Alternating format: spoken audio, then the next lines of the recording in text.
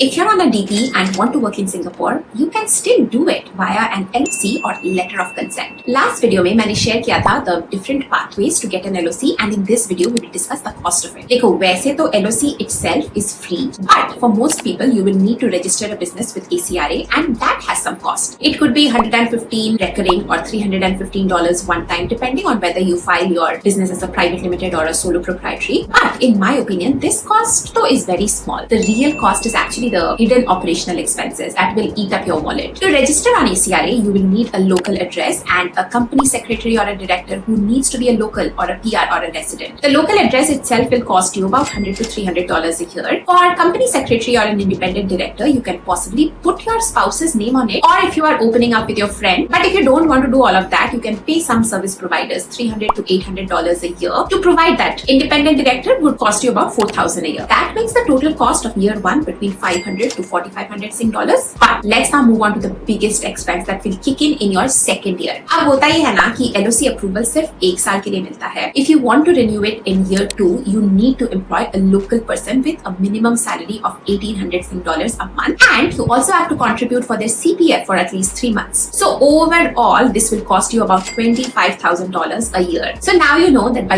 year 2, your business need to be making at least that much if you don't want to burn your own money. I have a detailed guide on LOC, the use cases, the options you have, cost, everything. If you want, comment LOC and I will send it directly to your DMs. If on YouTube, take it from the description box.